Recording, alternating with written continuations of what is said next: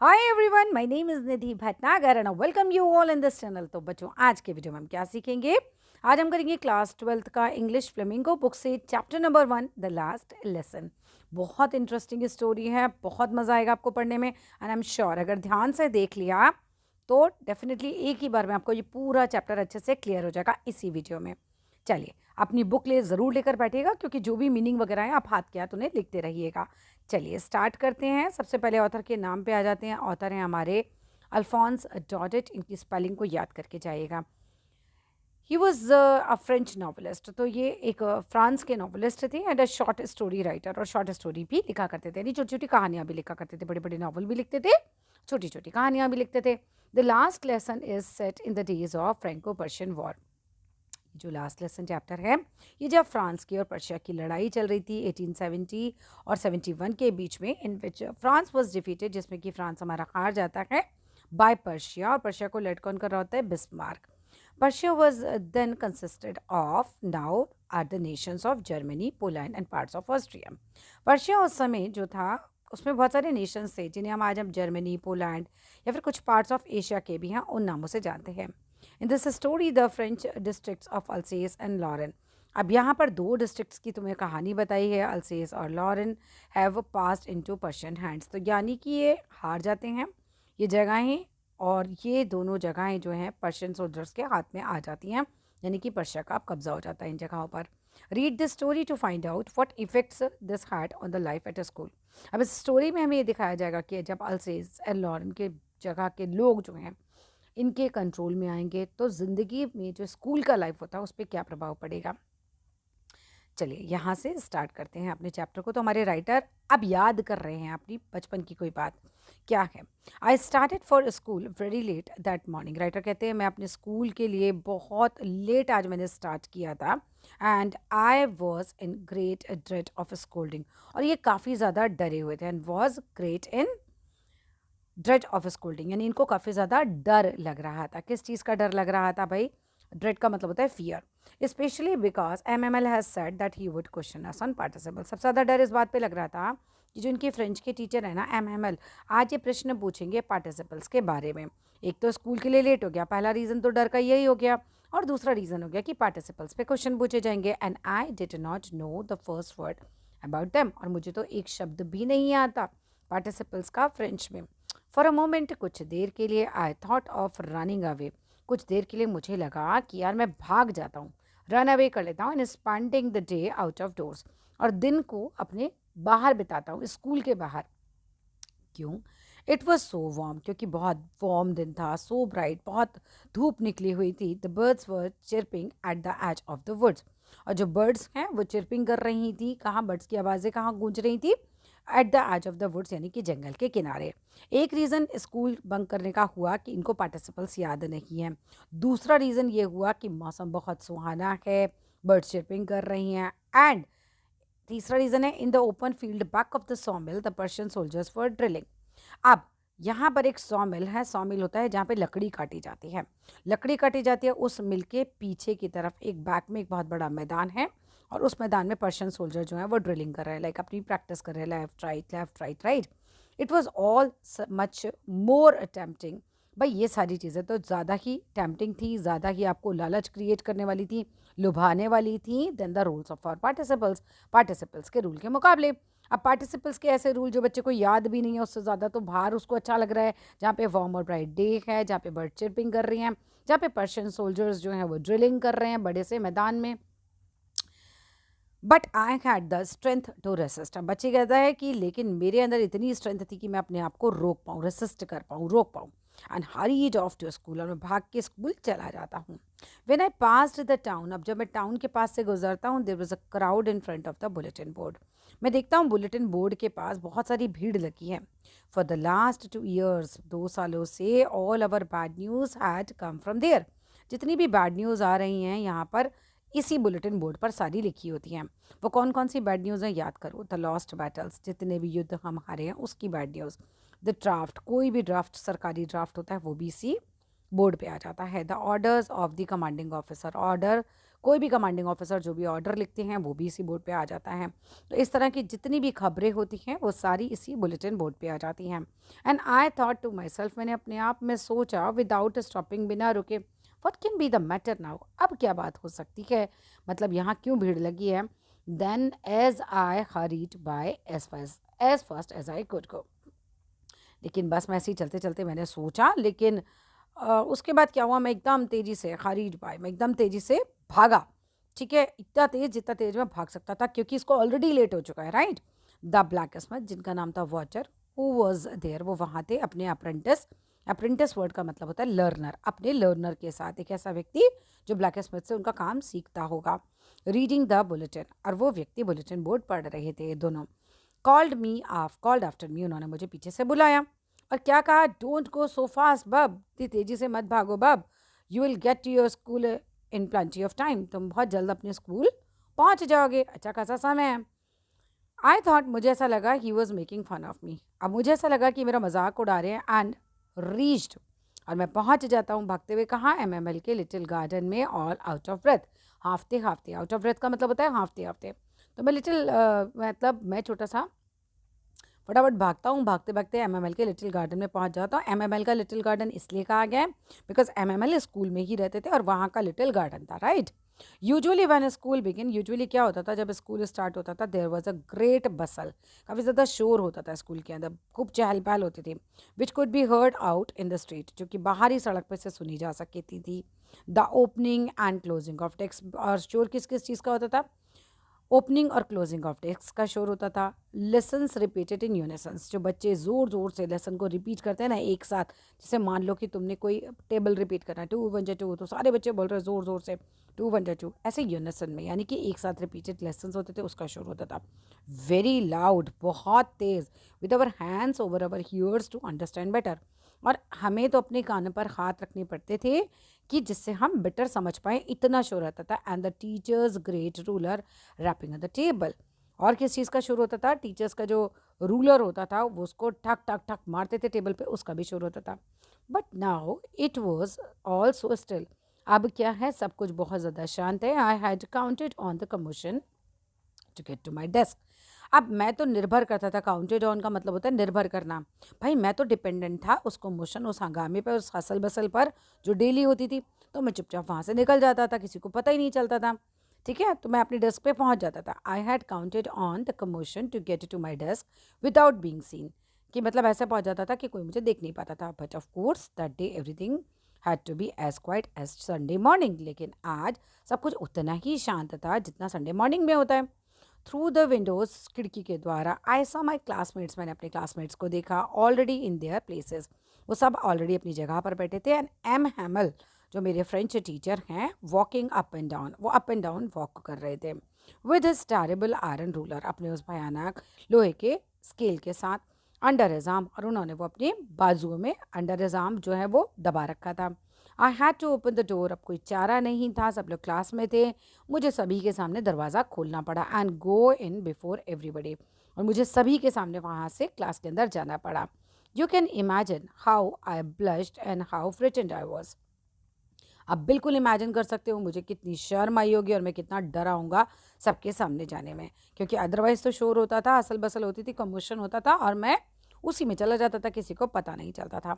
But nothing happened, कुछ नहीं हुआ। MML सॉ मी, MML ने मुझे देखा एंड सेड वेरी काइंडली, और बहुत काइंडली मुझसे कहा, go to your place quickly, तुम जल्दी ही अपने प्लेस पर चले जाओ little Franz, we were beginning without you, हम तो बस तुम्हारे बिना ही चैप्टर को स्टार्ट करने वाले थे।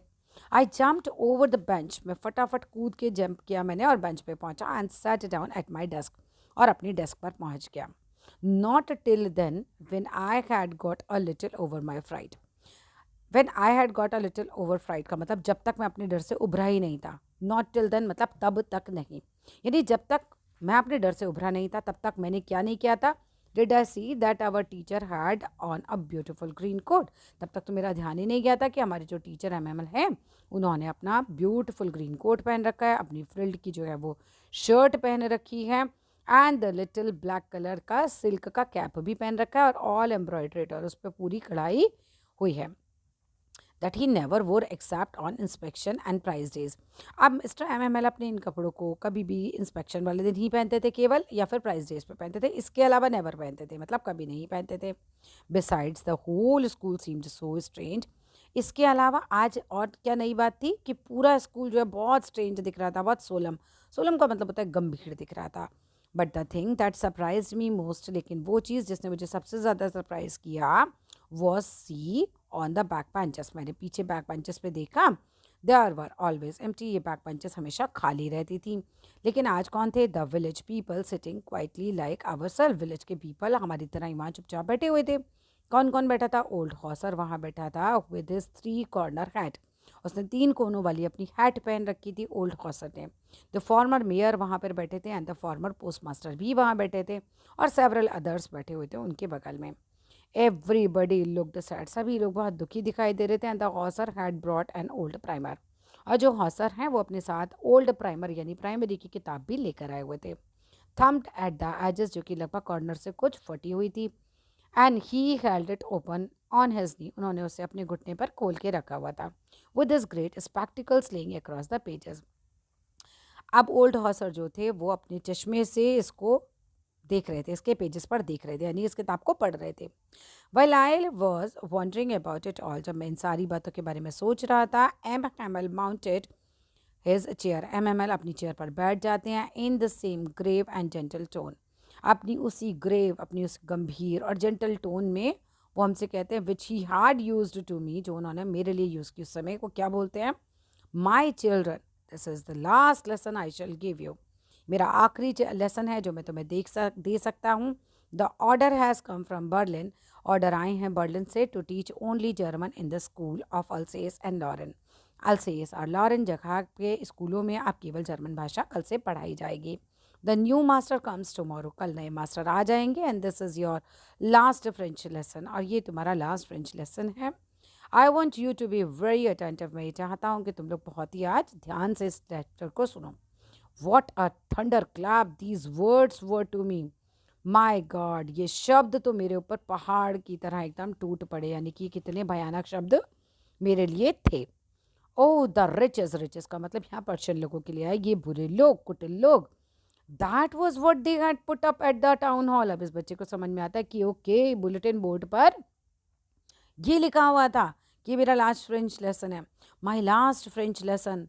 वाई, क्यों ऐसा हो रहा है? I hardly know how to write, मुझे तो बहुत मुश्किल से आता है फ्रेंच में कुछ भी लिखना। आई should never learn any more, अब मैं कुछ भी नहीं सीख पाऊंगा। आई मस्ट स्टॉप देयर, अब मुझे बस यहीं तक सीखना है, बस यहीं रुक जाएगी मेरी शिक्षा, मेरा कल्चर, सब कुछ। Then oh how sorry I was not learning my lessons, मैं कितना दुखी हूँ कि अब मैं अपने लेसन्स को नहीं सीख पाऊँगा। और मैं क्या क्या कर रहा था? फॉर सीकिंग बर्ड्स, मैंने क्यों नहीं सीखा? राइट, मैं क्या कर रहा था? मैं बर्ड्स के अंडे ढूंढ रहा था, और गोइंग स्लाइडिंग ऑन द सार, और सार नदी पर स्लाइड कर रहा था। माई बुक्स, मेरी किताबें, that had seemed such a nuisance a while एगो, जो मुझे कुछ टाइम पहले एकदम बर्बाद लगती थी, मेरे लिए किसी काम की मुझे नहीं लगती थी, न्यूसेंस लगती थी, बेकार लगती थी, वो मुझे परेशानी लगती थी, एक तरीके से बाधा लगती थी, सो हैवी टू कैरी लगती थी। माई ग्रामर बुक, मेरी हिस्ट्री की बुक ऑफ साइंस जिसमें ऋषि मुनियों की कहानियाँ हैं, वर ओल्ड फ्रेंड्स, अब वो मेरी पुरानी फ्रेंड्स बन जाएंगी। Now that I couldn't give up, अब मैं नहीं छोड़ सकता। एंड मतलब मैं वो किताबें नहीं छोड़ सकता एक तरीके से। एंड MML2, और जो मेरे फ्रेंच टीचर हैं वो भी। द आइडिया, ये विचार ही, that he was going away, कि MML अब जा रहे हैं, that I should never see him again, अब मैं उन्हें कभी नहीं देख पाऊंगा। Made me forget all about his ruler, तो इस बात ने कि मैं सर को अब कभी नहीं मिल पाऊंगा, मुझे वो उनके स्केल और स्केल की मार हम कह सकते हैं, वो भी मैं भूल गया। And how cranky he was, वो कितने चिड़चिड़े थे, गुस्से वाले थे, मैं वो भी भूल गया। पुअर मैन, बेचारे Mister MML, it was in honour of this last lesson, अब ये लास्ट लेसन के ऑनर में हो रहा है, that he had put on his fine Sunday clothes, कि इन्होंने अपने संडे फाइन क्लोथ्स पहन रखे हैं आज। एंड नाउ आई अंडरस्टूड, अब मैं समझा, why the old man of the village was sitting there, क्यों ओल्ड मैन यहाँ पर वाले बूढ़े लोग यहाँ बैठे in the back of the room में। इट वॉज बिकॉज, इसका कारण ये है कि दे वर सॉरी, ये बहुत ज़्यादा दुखी हैं, दे वर सॉरी टू, है ना, ये भी बहुत ज़्यादा दुखी हैं, that they had not gone to school more, क्या वो बिल्कुल भी स्कूल नहीं जा पाएंगे। इट वॉज या फिर वो कभी गए नहीं थे. It was their way of thanking our master for his 40 years of faithful service. ये उनका अपना तरीका था उनके मास्टर को थैंक यू करने का, मास्टर के 40 साल की सर्विस के लिए. End of showing there respect for the country, और उनका तरीका था रिस्पेक्ट शो करने का अपने कंट्री को. दैट वॉज देयर्स नो मोर, वो कंट्री जो अब उनकी नहीं रही. While I was thinking of all this, जब मैं ये सारी चीज़ें सोच रहा था, I heard my name called, मैंने सुना अपना नाम, मेरा नाम पुकारा गया. इट वॉज माई टर्न, अब ये मेरी टर्न थी टू डिसाइड कि मैं अपने पार्टिसिपल्स के रूल को डिसाइड करूँ. What would I not have given to be able to say the dreadful rule for the participle all through. भाई देखो, मैं क्या नहीं दे सकता था अपने उन भयानक रूलों को बोलने के लिए पार्टिसिपल्स के. मुझे अच्छे से बोलने थे, मुझे वेरी लाउड बोलने थे, वेरी क्लियर बोलने थे, और वेरी मतलब विदाउट एनी मिस्टेक बोलने थे. बट क्या हुआ, I got mixed up on the first words, understood there.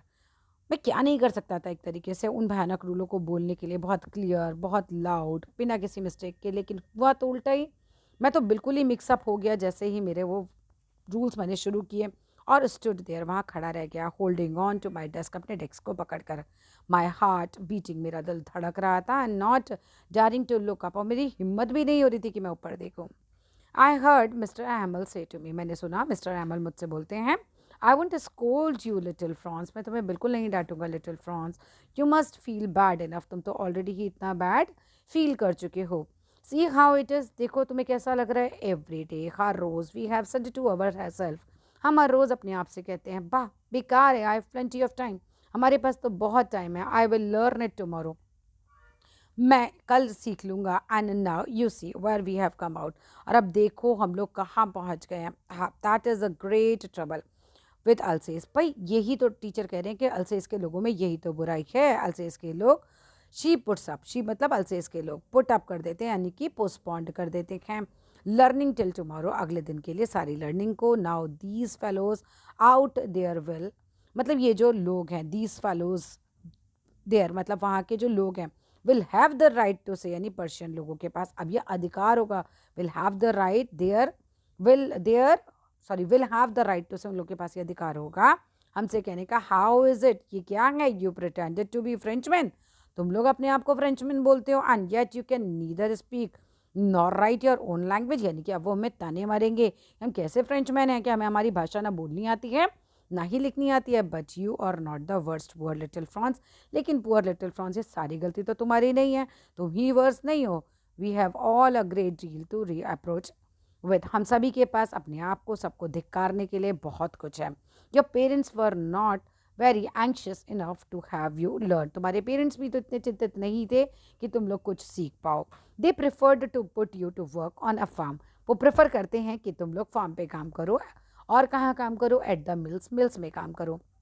So as to have a little more money, और क्यों वो तुमसे फार्म पे या फिर मिल में काम कराना चाहते हैं, जिससे उन्हें और ज़्यादा पैसा मिले. एंड आई, और मैं, I have been to blame also, मुझे भी तो ब्लेम किया जाना चाहिए. Have I not often sent you to water my flowers, क्या मैं ही नहीं तुम्हें भेज देता था अपने फूलों को पानी देने के लिए. Instead of learning your lesson, instead कि मैं तुम्हें तुम्हारे लेसन लर्न कराता. And when I wanted to go fishing, और जब भी मुझे फिशिंग पे जाना होता, did I not just give you a holiday, क्या मैं तुम्हें छुट्टी नहीं दे दिया करता था.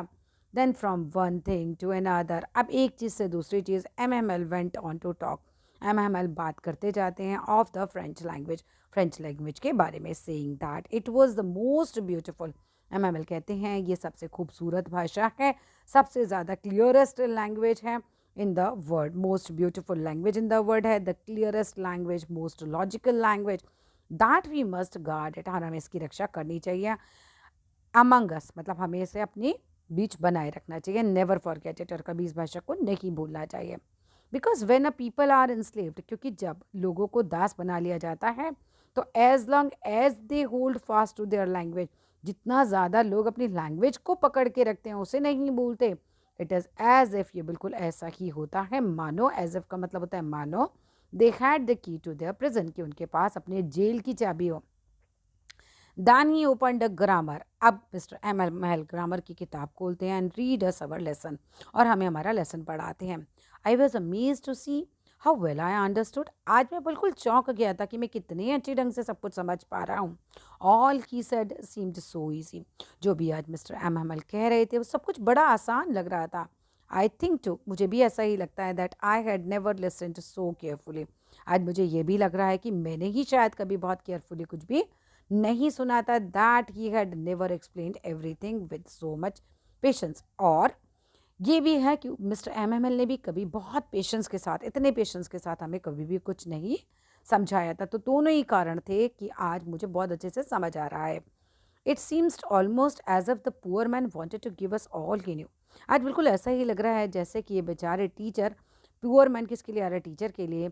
ये आज जितना भी नॉलेज है ये सब हमें दे देना चाहते हैं बिफोर गोइंग अवे, यहाँ से जाने से पहले। And to put it all into our heads, और सब कुछ हमारे हेड्स में डाल देना चाहते हैं एट वन स्ट्रोक, एक ही बार में। आफ्टर द ग्रामर लेसन के बाद we had a lesson in writing. हमारा राइटिंग में भी लेसन होता है that day. MML had new copies for us. अब राइटिंग के लिए उस दिन एमएमएल हमारे लिए नई कॉपियाँ लेकर आते हैं जिसके अंदर written in a beautiful round hand, यानी कि कर्सिव हैंड राइटिंग में लिखा होता है France Alsace. They looked like little flags. ये कॉपियाँ बिल्कुल छोटे छोटे फ्लैग्स की तरह लग रही होती हैं जो कि फ्लोट कर रही हैं everywhere in the school room, जो कि स्कूल रूम में सब जगह फ्लोट कर रही हैं। हंग फ्रॉम द रॉड, लटकी हुई हैं ड्रेसे रॉड्स पे at the top of our desks, हमारे डेस्क्स के ऊपर। You ought to have seen how every one set to work. आपको जरूर देखना चाहिए था कि उस दिन कैसे सब लोग अपने काम में लगे थे। And how quiet it was, और उस दिन का दिन कितना शांत था। The only sound was the scratching of pens. केवल एक ही आवाज़ आ रही थी, पेन के स्क्रैच की, जो कि पेपर पे जब हम पेन से लिखते तो वो आवाज़ आती है। जस्ट वो क्लास में आवाज़ आ रही थी। वंस सम बिटल्स फ्लू, एक बार क्लास के अंदर उसी समय क्या होता है, कुछ बिटल्स आती हैं but nobody paid any attention to them, लेकिन उन पर कोई ध्यान नहीं देता, not even the littlest one. जो क्लास का सबसे छोटा बच्चा होता है वो भी उन पर ध्यान नहीं देता। Who worked right on the tracing their fish hooks, जो कि क्या कर रहा होता है, अपने फिश हुक्स को ट्रेस कर रहा होता है। एज इफ का मतलब है मानो। दैट वॉज फ्रेंच टू, कि वो जो ड्राइंग बना रहा है, फिश हुक्स बना रहा है, वो भी फ्रेंच लैंग्वेज में हो और वो फ्रेंच लैंग्वेज को सीख रहा हो। ऑन द रूफ, अब हम छत पे देखते हैं, the pigeons cooed very low.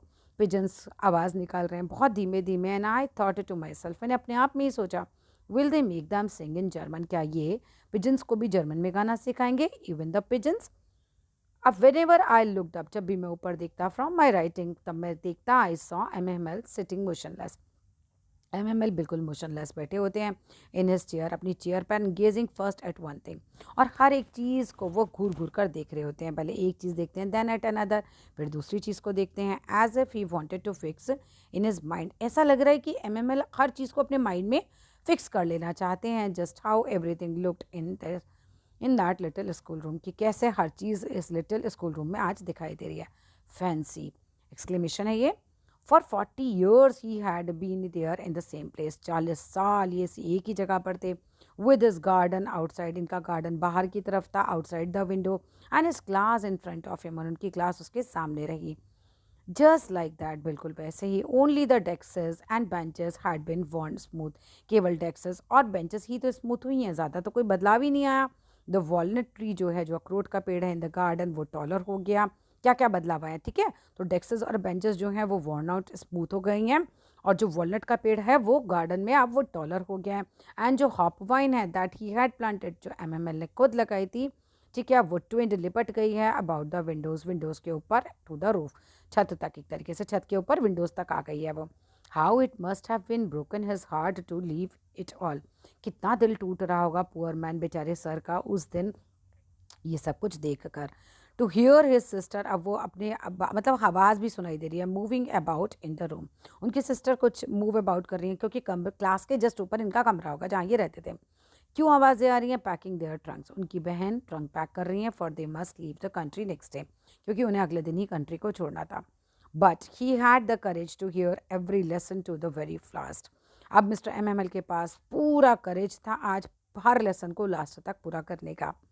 After the writing के बाद we had a lesson in history, writing के बाद हमारा हिस्ट्री में लेसन होता है। And then the babies chanted, उसके बाद बेबीज निकालते हैं आवाज़, बा बी बू ब्यू की।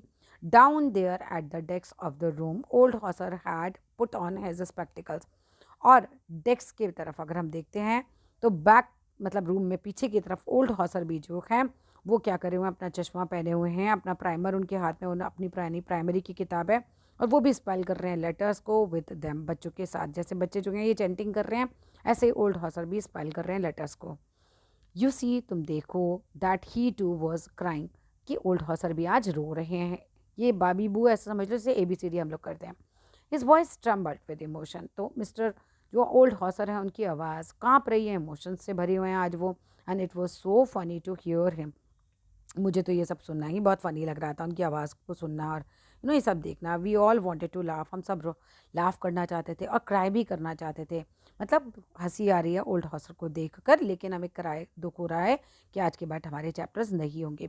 How well I remember it the last lesson, भाई देखो मुझे कितना अच्छे से रिमेंबर है आज भी वो मेरा बचपन का last lesson. All at once, तभी तुरंत क्या होता है, the church clock struck 12, church clock पे 12 बजते हैं। एंड देन द एंजलस, अब एंजलस का मतलब होता है जैसे कि पूजा वगैरह की जो देवदूत प्रार्थना वगैरह होती है वो होती है, ठीक है। तो तभी जाके एंजलस होती है, पूजा प्रार्थना की आवाज़ें आती हैं देवदूत प्रार्थना की, एंजलस, ठीक है। एट द सेम मोमेंट, उसी time, the Trump of the Persian, अब पर्शन के अभी ढम ढम ढम की हमें आवाज़ें सुनाई देती हैं क्योंकि they are returning from drill.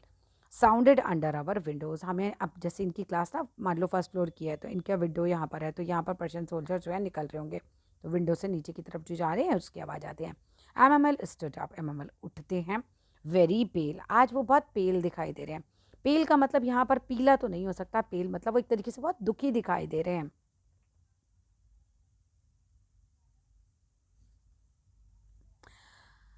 In his chair I never saw him look so tall, मैंने उन्हें कभी भी इतना टॉल नहीं देखा। एक तरीके से यहाँ पर मैंने उन्हें कभी इतना दुखी नहीं देखा। वो चेयर के मतलब वो स्टेज के ऊपर चेयर पड़ी है उसके ऊपर वो खड़े और बहुत ज़्यादा टॉल नज़र आ रहे हैं। माई फ्रेंड्स सेड आई, अब सर बोलते हैं मेरे दोस्तों, आई कहते हैं बट समथिंग चोक्ड हिम, लेकिन कुछ जो इमोशन से वो भर जाते हैं तो उनका गला भर आता है। He could not go on, वो कुछ नहीं बोल पाते। Then he turned to the blackboard, blackboard की तरफ मुड़ते हैं। took a piece of chalk, चौक का टुकड़ा लेते हैं। And bearing on with all his might, और पूरी अपनी ताकत के साथ he wrote as large as he could, जितना बड़ा बड़ा वो लिख सकते थे वो लिख देते हैं। वी वर लव फ्रेंड्स, इसका मतलब जैसे होता है ना गुड बाय, तो वी वर लव फ्रेंड्स वो लिख देते हैं। उसके बाद इसका क्या होता है, then he stopped and leaned his head against the wall, अब इसके बाद वो स्टॉप करते हैं, रुकते हैं और अपना सर जो है वॉल की तरफ झुका देते हैं। And without a word he made a gesture to us with his hand, और अपने हाथों से जो है वो एक जेस्चर करते हैं जैसे गुड बाय का होता है, school is dismissed you may go, school dismiss होता है और तुम लोग सब जा सकते हो। और यही हमारा ये जो ख़त्म हो जाता है ये चैप्टर। आई होप ये चैप्टर आपको अच्छे से समझ आ गया होगा। अगर कोई भी डाउट होता है तो आप बिल्कुल यहाँ पे कमेंट बॉक्स में लिख सकते हैं, और कैसा लगा आपको वीडियो ज़रूर बताइएगा। कोई भी डाउट है वो लिखिएगा और जितना हो सकता है ना उसको जो है शेयर कीजिएगा। और वी वाला फ्रेंड्स का मतलब समझ लो लॉन्ग लिव फ्रेंड्स, ठीक है, लॉन्ग लिव फ्रेंड्स, ठीक है। चलो जी, फ्रांस, फ्रेंड्स भी नहीं, France, long live France. Thank you so much for your time, and that's all in this video. Thank you. Bye bye.